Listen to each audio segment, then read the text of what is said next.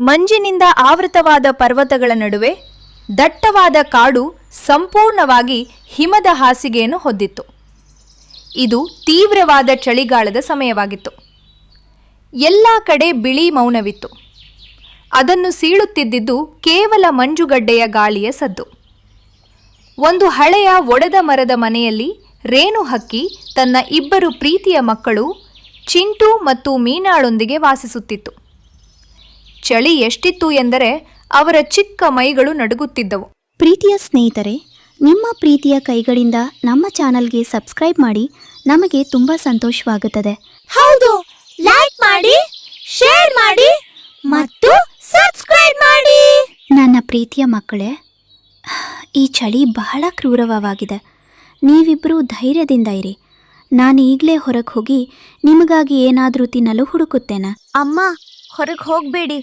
ಗಾಳಿ ತುಂಬಾ ಜೋರಾಗಿದೆ. ನನಗೆ ಬಹಳ ಭಯವಾಗುತ್ತಿದೆ. ಹೌದಮ್ಮ, ನಾವೆಲ್ಲರೂ ಇಲ್ಲೇ ಒಟ್ಟಿಗೆ ಇರ್ತೇವೆ. ಚಳಿ ಸ್ವಲ್ಪ ಕಡಿಮೆ ಆದ್ರೆ ಹೋದಿ. ಇದೇ ಕಾಡಿನ ಇನ್ನೊಂದು ಭಾಗದಲ್ಲಿ ಅಹಂಕಾರದಿಂದ ತುಂಬಿದ ಕಪ್ಪು ಕಾಗೆ ತನ್ನ ಪತ್ನಿ ಗೌರಿ ಕಾಗೆ ಮತ್ತು ಮಗ ಜಗ್ಗುವಿನೊಂದಿಗೆ ವಾಸಿಸುತ್ತಿತ್ತು. ಕಪ್ಪು ಕಾಗೆಗೆ ರೇಣು ಸ್ವಲ್ಪವೂ ಇಷ್ಟವಿರಲಿಲ್ಲ ಮತ್ತು ಯಾವಾಗಲೂ ಅವಳನ್ನು ಕೆಳಮಟ್ಟಕ್ಕೆ ತೋರಿಸಲು ಪ್ರಯತ್ನಿಸುತ್ತಿತ್ತು. 2 ದಿನ ಸತತವಾಗಿ ಭಯಾನಕ ಹಿಮಪಾತವಾಯಿತು. ಬಿರುಗಾಳಿಯು ಎಷ್ಟು ಜೋರಾಗಿತ್ತು ಎಂದರೆ ಕಾಡಿನ ಹೆಚ್ಚಿನ ದುರ್ಬಲ ಮನೆಗಳು ಇಸ್ಪೀಟ್ ಎಲೆಗಳಂತೆ ಕುಸಿದವು. ರೇಣುವಿನ ಒಡೆದ ಮನೆಯು ಮತ್ತು ಕಪ್ಪು ಕಾಗೆಯ ಮನೆಯೂ ಸಹ ಹಿಮದ ಭಾರದಿಂದ ಸಂಪೂರ್ಣವಾಗಿ ನೆಲಸಮವಾಯಿತು. ರೇಣು ತನ್ನ ಮಕ್ಕಳನ್ನು ಕರೆದುಕೊಂಡು ಅವಶೇಷಗಳಿಂದ ಸುರಕ್ಷಿತವಾಗಿ ಹೊರಬಂದಳು ಮತ್ತು ಸುರಕ್ಷಿತ ಸ್ಥಳದ ಹುಡುಕಾಟದಲ್ಲಿ ಹಾರಿದಳು. ಆಗ ಅವಳ ಕಣ್ಣು ಒಂದು ವಿಶಾಲವಾದ ದೇವದಾರದ ಮರದ ಮೇಲೆ ಬಿತ್ತು. ಅದರ ಕಾಂಡದಲ್ಲಿ ಒಂದು ಆಳವಾದ ಮತ್ತು ದೊಡ್ಡ ರಂಧ್ರವಿತ್ತು. ಅಲ್ಲಿ ಹಿಮವು ತಲುಪುತ್ತಿರಲಿಲ್ಲ. ಹೇ ಭಗವಂತ, ಈ ರಂಧ್ರವೇ ನಮ್ಮ ಹೊಸ ಆಶ್ರಯವಾಗುತ್ತದೆ. ಒಳಗೆ ನಡೀರಿ ಮಕ್ಕಳೇ, ಅಲ್ಲಿ ಚಳಿ ಕಡಿಮೆ ಆಗಿರುತ್ತದೆ. ಅವರೆಲ್ಲರೂ ತಕ್ಷಣವೇ ಆ ರಂಧ್ರದೊಳಗೆ ಪ್ರವೇಶಿಸಿದರು. ಅಮ್ಮ, ಇಲ್ಲಿ ಹೊರಗಡೆಗಿಂತ ಬಹಳ ಉತ್ತಮವಾಗಿದೆ.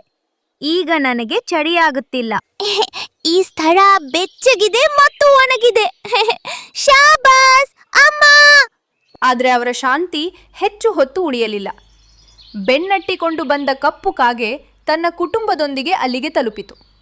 ಅದರ ಕಣ್ಣುಗಳು ಕೋಪದಿಂದ ಕೆಂಪಾಗಿದ್ದವು. ರೇಣು, ನೀನ್ ನನ್ ಮನೆಗ್ ನುಗ್ಲು ಧೈರ್ಯ ಹೇಗ್ ಮಾಡಿದೆ? ಈ ಜಾಗ ನನ್ನದು. ಇಲ್ಲಿಂದ ಹೊರಗೆ ಹೋಗು ಈಗಲೇ. ಕಪ್ಪು, ನಿಮಗೆ ಗೊತ್ತಿದೆ ನನ್ನ ಮನೆ ಮುರಿದು ಹೋಗಿದೆ. ಇಷ್ಟು ಚಳಿಯಲ್ಲಿ ನಾನು ಎಲ್ಲಿ ಹೋಗಲಿ? ನಾನು ಇಲ್ಲಿ ಕೇವಲ ನನ್ನ ಮಕ್ಕಳಿಗಾಗಿ ಇದ್ದೇನೆ.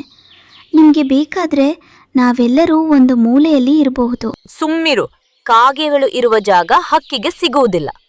ಹೋಗು ಮತ್ತು ನಿನ್ನ ಜಾಗವನ್ನು ಬೇರೆ ಕಡೆ ಹುಡುಕು. ಹೋಗು, ಇಲ್ದಿದ್ರೆ ಚೆನ್ನಾಗಿರೋದಿಲ್ಲ. ಈ ಮರ ಇಂದಿನಿಂದ ನನ್ನ ಕುಟುಂಬಕ್ಕೆ ಸೇರಿದ್ದು. ತನ್ನ ಮಕ್ಕಳ ಸುರಕ್ಷತೆಗಾಗಿ ರೇಣು ಭಾರವಾದ ಮನಸ್ಸಿನಿಂದ ಆ ರಂಧ್ರವನ್ನು ಬಿಟ್ಟು ಮತ್ತೆ ಮಂಜುಗಡ್ಡೆಯ ಗಾಳಿಯಲ್ಲಿ ಹಾರಿ ಹೋದಳು. ಹಾರಾರುತ್ತಾ ಇರುವಾಗ ರೇಣುವಿಗೆ ನೆಲದ ಮೇಲೆ ಹಿಮದಿಂದ ಅರ್ಧ ಮುಚ್ಚಲ್ಪಟ್ಟಿದ್ದ ಒಂದು ದೊಡ್ಡ ಒಣಗಿದ ತೆಂಗಿನಕಾಯಿ ಕಾಣಿಸಿತು. ಅವಳು ತಕ್ಷಣ ಕೆಳಗೆ ಇಳಿದಳು. ಈ ತೆಂಗಿನಕಾಯಿ ಬಹಳ ಗಟ್ಟಿಯಾಗಿದೆ. ನಾನು ಇದರ ಒಳಗನ್ನು ಪೊಳ್ಳು ಮಾಡಿದರೆ ಇದು ನಮ್ಮನ್ನು ಮಂಜುಗಡ್ಡೆಯ ಗಾಳಿಯಿಂದ ರಕ್ಷಿಸುತ್ತದೆ. ಅವಳು ತನ್ನ ಕೊಕ್ಕಿನಿಂದ ಕಠಿಣ ಪರಿಶ್ರಮ ಮಾಡಿದಳು ಮತ್ತು ಬೇಗನೆ ತೆಂಗಿನಕಾಯಿಯ ಒಳಗೆ ಒಂದು ಚಿಕ್ಕ ಆರಾಮದಾಯಕವಾದ ಮನೆಯನ್ನು ನಿರ್ಮಿಸಿದಳು. ಇದು ಎಷ್ಟು ಮಜವಾದ ಮನೆಯಾಗಿದೆ ಅಮ್ಮ. ತೆಂಗಿನಕಾಯಿಯ ಮನೆ. ಇದು ಗುಂಡಾಗಿದೆ. ಹೌದು, ಮತ್ತೆ ಇಲ್ಲಿ ಗಾಳಿ ಸ್ವಲ್ಪವೂ ಬರುತ್ತಿಲ್ಲ. ನಮಗೆ ಇನ್ನೂ ಚಳಿ ಆಗೋದಿಲ್ಲ. ಅತ್ತ ಮರದ ರಂಧ್ರದಲ್ಲಿ ಕಪ್ಪು ಮತ್ತು ಅದರ ಕುಟುಂಬಕ್ಕೆ ಈಗಲೂ ಮಂಜುಗಡ್ಡೆಯ ಗಾಳಿಯ ಎದುರಿಸಬೇಕಾಗಿತ್ತು. ಆ ರಂಧ್ರವು ಅವರು ಅಂದುಕೊಂಡಷ್ಟು ಬೆಚ್ಚಗಿರಲಿಲ್ಲ. ಕಪ್ಪು ರೇಣು ಮತ್ತು ಅವಳ ಮಕ್ಕಳು ತೆಂಗಿನಕಾಯಿಯ ಮನೆಯಲ್ಲಿ ಆರಾಮವಾಗಿರುವುದನ್ನು ನೋಡಿತು. ಅದರ ಅಸೂಯೆ ಮತ್ತಷ್ಟು ಹೆಚ್ಚಾಯಿತು. ಓ, ಹಾಗಾದ್ರೆ ಇಲ್ಲಿ ಮಜಾ ಮಾಡ್ತಿದ್ಯಾ? ಈ ತೆಂಗಿನಕಾಯಿಯು ನನ್ನ ಕಾಡಿಂದೆ, ಹಾಗಾಗಿ ಇದ್ರ ಮೇಲೆ ನನ್ನ ಹಕ್ಕಿದೆ. ನಡೆ, ಹೊರಗ್ ಬಾ. ಕಪ್ಪು, ನೀನು ಏಕಿಷ್ಟು ಕ್ರೂರನಾಗಿದ್ಯಾ? ಮೊದಲು ಮರ, ಈಗ ಇದು. ದೇವರು ನಿನಗೆ ಇದರ ಶಿಕ್ಷೆ ನೀಡುತ್ತಾನ. ಅಳುತ್ತಾ ರೇಣು ತನ್ನ ಮಕ್ಕಳನ್ನು ಕರೆದುಕೊಂಡು ಅಲ್ಲಿಂದ ಹೊರಟು ಹೋದಳು. ಸ್ವಲ್ಪ ಸಮಯದ ನಂತರ ಅವಳಿಗೆ ಕಲ್ಲುಗಳ ನಡುವೆ ಒಂದು ಕತ್ತಲೆಯ ಗುಹೆ ಕಾಣಿಸಿತು. ಅವರೆಲ್ಲರೂ ಗುಹೆಯ ಒಳಗೆ ಹೋದರು. ಈ ಬಾರಿ ಕಪ್ಪುವಿಗೆ ತೆಂಗಿನಕಾಯಿಯ ಚಿಕ್ಕ ಮನೆಯಲ್ಲಿ ಬಹಳ ಬೇಗನೆ ಸೆಕೆ ಉಷ್ಣ ಆಗಲು ಶುರುವಾಯಿತು. ಹೊರಗಿನ ಹಿಮದ ಹೊರತಾಗಿಯೂ ತೆಂಗಿನಕಾಯಿಯ ಚಿಪ್ಪು ಒಳಗಿನಿಂದ ಬಿಸಿಯಾಗತೊಡಗಿತು. ಅದು ಬೆವರಿನಿಂದ ನೆನೆದು ಹೋಯಿತು. ಅಪ್ಪ, ನನಗೆ ಬಹಳ ಸೆಕೆ ಆಗುತ್ತಿದೆ. ಈಗೇನ್ ಮಾಡೋಣ? ದತ್ತ, ಇದು ಬಹಳ ಬಿಸಿಯಾಗಿದೆ. ರೇಣು ಈಗ ಆ ಗುಹೆಯಲ್ಲಿದ್ದಾಳೆ ಎಂದು ತೋರುತ್ತದೆ.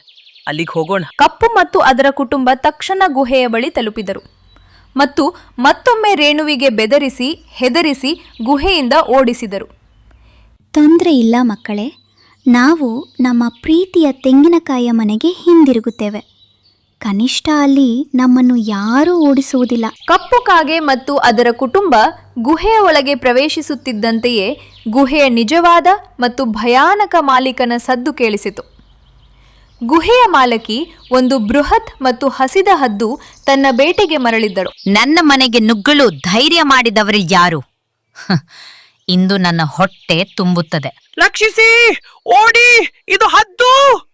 ನಾವು ತಪ್ಪು ಮಾಡ್ದೇವಿ, ನಮ್ಮನ್ ಕ್ಷಮಿಸಿ ಬಿಡು. ಆದರೆ ತಡವಾಗಿತ್ತು. ಹದ್ದು ಒಂದೇ ಏಟಿನಲ್ಲಿ ಕಪ್ಪು ಮತ್ತು ಅದರ ಇಡೀ ಕುಟುಂಬವನ್ನು ಕೊಂದು ಅವುಗಳನ್ನು ತನ್ನ ಆಹಾರವನ್ನಾಗಿ ಮಾಡಿಕೊಂಡಿತು.